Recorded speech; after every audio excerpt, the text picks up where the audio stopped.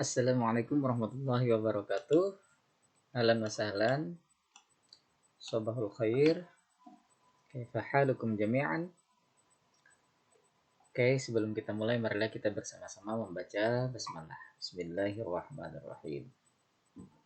Siswa-siswi Min 3 Kota Banjarmasin, silahkan buka buku LKS-nya halaman 8 ya. Kita akan membahas tata bahasa atau tarkib. Tata bahasa atau tarkib ini untuk di LKS ini sangat tinggi materinya, sehingga Bapak mungkin akan menjelaskannya secara yang mudah saja bagi kalian, yang simple saja. Ya, kalau kita ikuti secara kata per kata di sini mungkin memang agak susah. Coba kita baca dulu ya. Pembagian kalimah. Kalam adalah ucapan yang tersusun sehingga pendengar memahami maksudnya sesuai dengan objek pembicaraannya. Maka ucapan tersebut harus dalam bahasa Arab yang terbagi dalam 3 bagian, yaitu isim, fi'il, dan harf atau huruf. Nah, ini tidak cocok sekali untuk siswa kelas 3. Susah sekali dipahaminya. Sebenarnya ini untuk tingkat sanawiyah sudah ya. Tapi ya sudah, kita langsung lewati aja lah itu nanti. Mungkin mudah-mudahan kalau nanti kalian melanjutkan sekolah di sanawiyah atau di pesantren mungkin akan memahami maksud yang di sini. Kita langsung ke sini saja, kita lebih mudah saja. Kita akan membahas tentang isim. Nah, jadi dalam bahasa Arab itu ada yang disebut dengan kata yang disebut isim. Kata tersebut disebut isim. Tahulah kata artinya dulu. Apa gerang arti kata? Ada yang namanya huruf. Tahu aja kalau huruf, kalau ada yang namanya kata, ada yang namanya kalimat. Nah, tahu aja kalau sudahlah. Kalau tahu Bapak jelaskan bahasa. Huruf. Dan ini contoh bahasa Indonesia adalah kita harus bahasa Arab dulu. A, C, Z, V, B, D. Itu apa namanya? Huruf. Ya kalau ini huruf. Nah, ini dalam bahasa Indonesia lah. A, Z, dan lain sebagainya. Itu namanya huruf.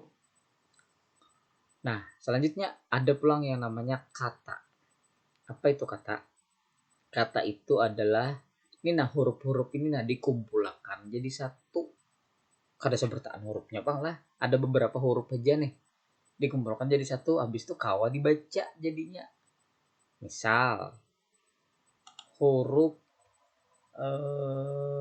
P, habis itu huruf I, habis itu huruf N, habis itu huruf T, habis itu huruf U. Nah, ada 1, 2, 3, 4, 5 huruf. Habis itu kalau dibaca nih, kawa apa bacanya? Pintu. Nah, ini namanya satu kata. Ini kata ngarannya. Ini huruf, ini kata. Ada pulang lagi ngarannya kalimat. Tahu kalimat lah. Kumpulan dari beberapa huruf nih jadi kalimat. Misal pintu, ini kata. Kalau itu, ini kata juga.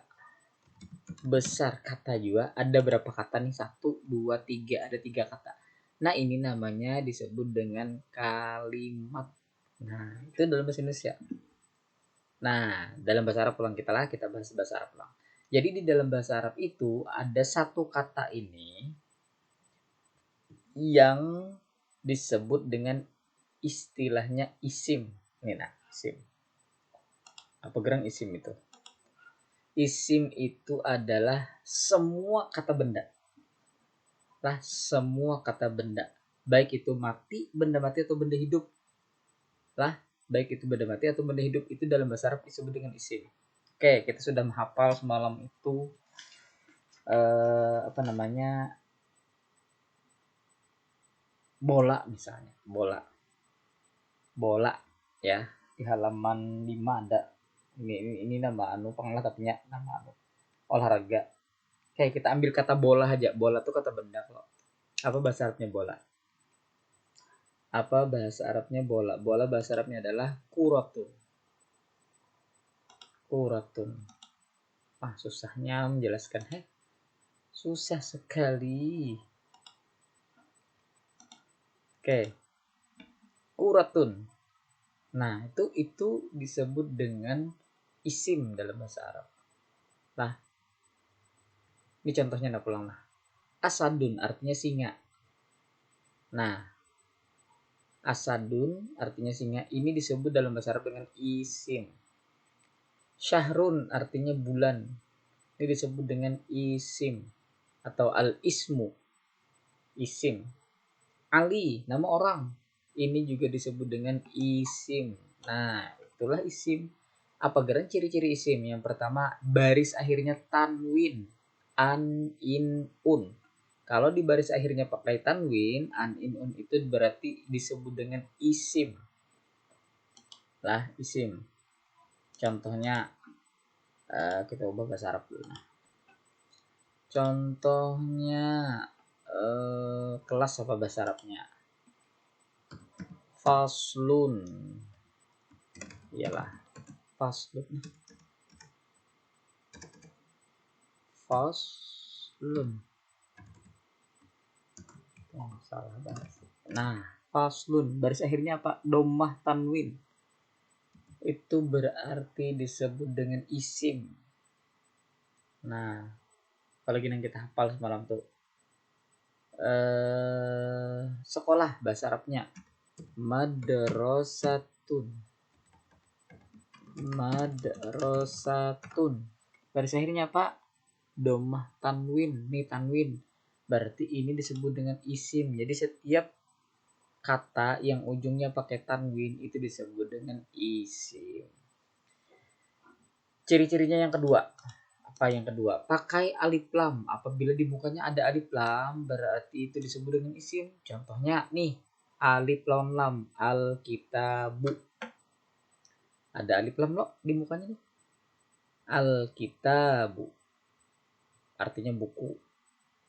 Madrasatun, sekolah. Tambahi alif lam di mukanya, al-madrasatu. Sama saja artinya. Nah, itu disebut dengan isim. Habis itu yang ketiga, nah ini nah pakai, aduh susahnya menjelaskan huruf nida pulang. Ini pelajarannya tinggi. Ya sudah, seadanya kita lah. Terletak setelah huruf nida, apa itu nida? Huruf nida itu huruf panggilan lah, kayak itu nah, memanggil. Contoh huruf nida itu nih nah, ya. Ya, wahai artinya. Ya Allah, wahai Allah. Ya Mahmud, wahai Mahmud. Ya Muhammad, wahai Muhammad. Ya Ali, wahai Ali. Ya Ustadz, wahai Ustadz. Ya Nina, ini huruf ya ini disebut dengan huruf nida, memanggil atau panggilan. Nah, tuh ciri-cirinya. Jadi apabila sesudah huruf ya ini ada kata, nah kata itu disebut dengan isim. Oke, yang terakhir nomor 4, majrur. Pulang majrur tuh, aduh. Majrur itu baris akhirnya ke bawah. Nah, nih contohnya nih. Nah, ke bawah. Apabila baris akhirnya ke bawah, maka itu disebut dengan majrur. Dan setiap yang majrur itu disebut dengan isim. Aduh, paham juga kah bubuhan pian nih? Susah sekali. Bapak menjelaskannya sudah seadanya nih lah. Mudah-mudahan paham seberatan. Oke. Tugas mandiri, kerjakan tugas berikut secara mandiri. Buatlah 5 kalimat dengan ciri-ciri isim yang berbeda-beda. Wah, ngerinya tugasnya. Tuliskan di buku tugasmu, serahkan pada guru untuk beri penilaian. Aduh, keharatan tugasnya. Kayak ini aja gini, tugasnya adalah tuliskan 5 buting isim. Satu kata aja, ada usah pakai kalimat, satu kata. Misalnya kitabun. Nah, ada ujungnya tanwin, atau misalnya al-madrasatu dan lain sebagainya. Nah, kumpul di classroom lah. Jangan lupa kumpul di classroom, jangan di WA. Kalau di WA bisa ada nilai Bapak. Kumpul di classroom. Ya, demikian penjelasan Bapak. Mudah-mudahan bisa dipahami. Mudah-mudahan paham murid-murid Bapak sebertaan lah. Ya, ini agak susah sebenarnya. Tapi kata kawa ayah, LKS-nya manual kan gitu. Oke, marilah kita tutup dengan membacakan hamdalah. Alhamdulillahirabbil alamin. Assalamualaikum warahmatullahi wabarakatuh.